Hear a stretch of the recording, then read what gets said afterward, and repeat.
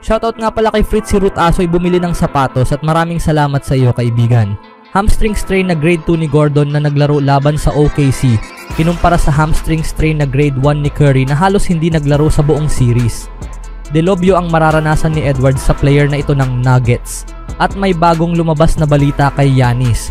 Walang duda gustong makasama si Curry. Ngunit bago ang lahat, kung gusto nyo ng pangmatagalang basketball shoes, New Curry 12, mabibili lamang sa halagang $2,599.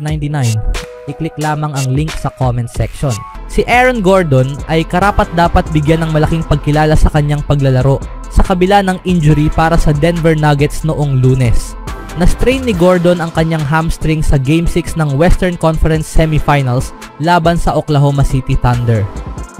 Karaniwang nangangailangan ito ng ilang linggo ng pahinga at recovery, ngunit handa siyang isugal ang kanyang katawan makalipas lamang ang 2 araw. Sa kasamaang palad para kay Gordon at sa Nuggets, hindi nagbunga ng panalo o tiket sa conference finals ang kanyang katapangan. Gayunpaman, nakuha niya ang paghanga ng mga tagahanga ng NBA, mga analyst at kapwa manlalaro. Isa na rito si former Dallas Maverick Chandler Parsons na bumuhos ng papuri kay Gordon at nagbigay ng isang interesanting paghahambing kay Stephen Curry. Si Chandler Parsons ay inihambing si Aaron Gordon kay Stephen Curry. Na-strain din ni Curry ang kanyang hamstring sa panalo ng Golden State Warriors sa Game 1 kontra Minnesota Timberwolves 2 linggo na ang nakalipas. Dapat lang siyang purihin sa kanyang tapang at sa pagkaunawang maaaring ito na ang huling laro ng season at may 4 o 5 buwan siyang pwedeng gamitin para sa rehab. Kung ako, hindi ko magagawang maglaro kinabukasan na may grade 2 injury. Kahit si Lou Williams ay may opinyon sa paglalaro ni Gordon sa kabila ng hamstring injury. Nagbigay rin ng papuri si Lou Williams 3 beses na nanalo ng NBA 6th Man of the Year para sa tapang ni Gordon sa Game 7 ng Nuggets sa kabila ng kanyang injury. Hindi lang siya humanga sa desisyong maglaro ni Gordon, kundi pati sa naging kontribusyon nito sa kabila ng limitasyon sa katawan. Yang hamstring injury, hindi joke yan, ani ni Williams. Alam ng lahat yan, kaya para maging grade 2 at maglaro pa rin siya para ibigay kung anumang natitira sa katawan niya para sa team, saludo ako sa kanya. Alam kong na-appreciate yan ng mga fans ng Denver Nuggets at ng mga kakampi niya na sinubukan niyang bigyan sila ng tsansang manalo. Dapat talaga binibigyan ng kredito ang isang tao kapag inilalagay niya ang sarili niya sa panganib para sa team. Hindi man makikita agad sa stat sheet ang epekto niya, pero may 11 rebound siya. Malaking bagay yon.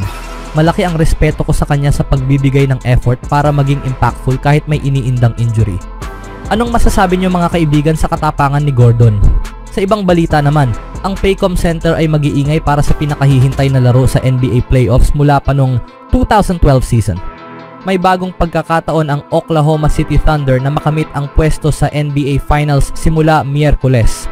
Ngunit sino ang humaharang sa kanilang daraanan sa labanang ito sa Western Conference Finals?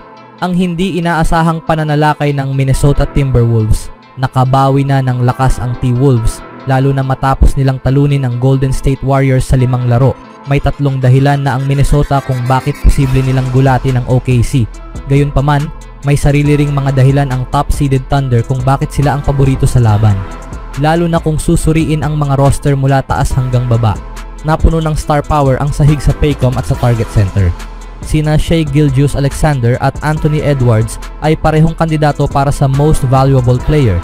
Sina Chet Holmgren at Rudy Gobert naman ang namumuno sa hamon sa pagitan ng mga big men. Ngunit isang tao ang tinuturing na X-Factor bago magsimula ang Game 1. Ang X-Factor ng Thunder, si Cason Wallace. Si Wallace ang gumawa ng malakidlat na poster dunk laban kay Nikola Jokic. Ang sandaling iyon ang nagpaliyab sa mga manonood at sa bench ng OKC. Alam ng 6'3" na si Wallace kung paano tumakbo sa full speed sa fast break. Ngunit higit pa sa transition game niya ang kailangan ng OKC. Malamang naipwesto siya ni head coach Mark Daigneault kay Edwards. Siya ang inaasahang pipigil sa eksplosibo at kakaibang laro ni Edwards. Sa usaping depensa, si Wallace ang nagpasiklab sa OKC sa Game 7 kontra Denver Nuggets. 12 beses niyang nakuha ang bola mula sa Denver upang lumikha ng turnovers. May dalang presensya si Wallace sa sahig na tila isang defensive back sa football. Lumampas pa siya sa yumaong Kobe Bryant sa bilang ng postseason steals. para sa isang 21 taong gulang. Isa siyang manlalaro na kayang gawing puntos ang kanyang mga nakukuhang bola. Si Wallace ang nagbigay ng elemento ng takeaway noong Lunes upang itulak ang momentum pabor sa OKC. Si Cason Wallace rin ay may dagdag na elemento para sa Thunder. Nakilala si Wallace dahil sa kanyang depensa at dunk noong Lunes. Ngunit may isa pa siyang elemento, isang aspeto na mas lalong nagpaganda. Pinataas ng 21 taong gulang ang kanyang shooting percentage mula sa labas ng arc. Nag-shoot siya ng 39% from the 3-point area this postseason at kahit na 3 attempts lang ang kanyang kinukuha mula sa labas ng arc. Hindi kailangang pilitin ng OKC at ni Daigneault si Wallace na umasa sa 3-point shots. Lalo na't maraming shooters na ang nasa sahig pero isa siyang spark plug sa opensa. Anong masasabi nyo sa player na ito mga kaibigan na magbabantay kay Ant-Man? Sa sumunod na balita naman, may mahabang off-season ang Golden State Warriors upang pag-isipan kung paano sila epektibong makakausad kasama sina Steph Curry, Draymond Green at Jimmy Butler.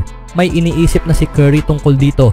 Gusto naming tumagal pa ang biyahe na ito, sabi niya matapos ang season. Pero ang mahalaga ay kung ano ang kailangan ng team para sa susunod na taon. Excited ako kasi may linaw na sa taas ng roster kahit marami pang desisyong kailangang gawin ngayong summer. Naantala ang pag-asa ng Golden State na makapasok sa Western Conference Finals dahil sa hamstring strain ni Curry na nagpahinto sa kanya sa huling 4 na laro ng second round. Pero kahit sa kabila ng aberya, hindi bumagal ang kanyang produksyon ngayong season. Nagtala siya ng average na 24.5 points, 4.4 rebounds at 6 assists while 45% shooting from the field at 40% from the 3-point range. Dahil sa tuloy-tuloy na husay niya sa opensa, nalalapit na siya sa tuktok ng ilang all-time lists. Si Giannis Antetokounmpo ng Milwaukee Bucks ang pinakahuling nagpahayag ng pagkilala sa kanya.